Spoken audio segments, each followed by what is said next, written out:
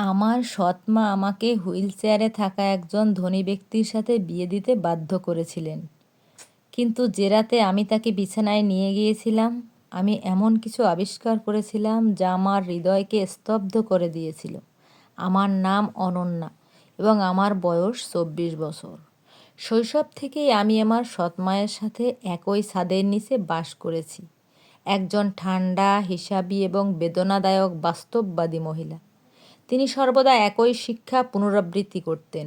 কখনো গরিবকে বিয়ে করো না মেয়ে, তোমার ভালোবাসার প্রয়োজন নেই, তোমার স্থিতিশীলতার প্রয়োজন।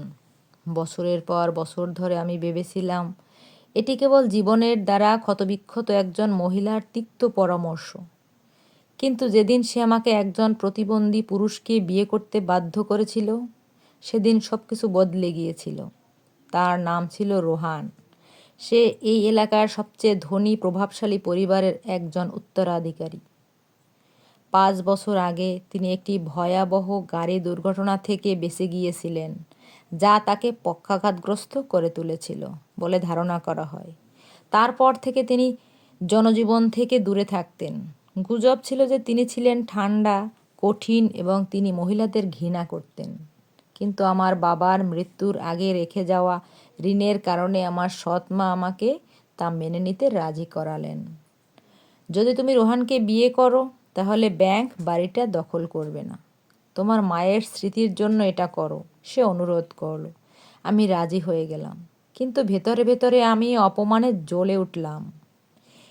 বিয়েটা শহরের নামি দামি জায়গায় হলো, বিলাসবহুল স্বপ্নের মতো মনে হচ্ছিল। আমি একটি সাদা হাতে সূচিকর্ম পরা পোশাক পরেছিলাম, কিন্তু আমার হৃদয় খালি ছিল। বর তার হুইল চেয়ারে ছিল। সে হালকা হাসল না, সে কথা বলল না, সে কেবল অন্ধকার অস্পষ্ট চোখে আমার দিকে তাকিয়ে রইল।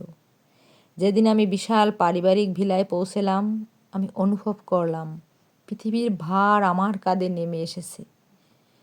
বাড়িটি নীরবে ধূসর আকাশের নিচে দাঁড়িয়েছিল।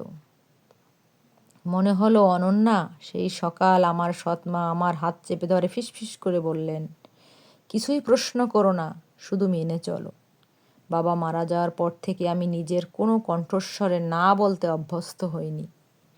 রোহান সেই বিশাল জমিতে প্রায় একাই থাকতেন। কর্মীরা চুপচাপ কথা বলতেন। দুর্ঘটনার আগে তিনি একজন মেধাবী তরুণ ব্যবসায়ী ছিলেন, স্বপ্নে ভরা। তারা সেই বাগদত্তার কথা উল্লেখ করেছিলেন যে একই সপ্তাহে তার জীবন চিরতরে বদলে গিয়েছিল। যখন তিনি আমাকে ভিলায় প্রথম দেখেন, তখন তিনি আমাকে স্বাগত জানাননি। তুমি এখানে থাকতে পারো, তোমার ইচ্ছে মতো জীবনযাপন করো, আমি তোমার জীবনে হস্তক্ষেপ করব না, তিনি নিচু ক্লান্ত কণ্ঠে বললেন।